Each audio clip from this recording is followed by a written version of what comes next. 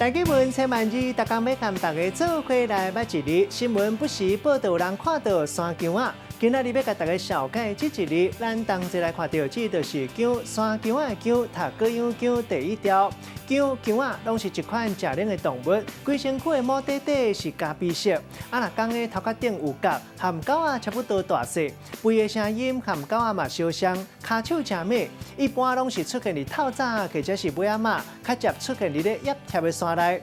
因食野菜、青草，也有幼叶啊。另外，黄喉雕，咱一般民间讲是姜仔好。这日文音读做姜，带大家做伙来小解这两个词。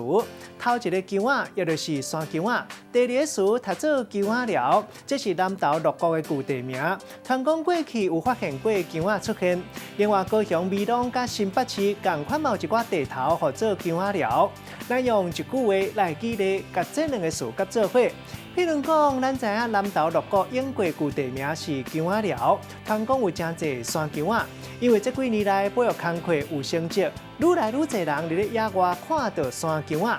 像讲过去新闻捌报道，伫咧宜兰太平山森林游乐区，有人翕到3只姜仔虎同齐合作掠一只山姜仔。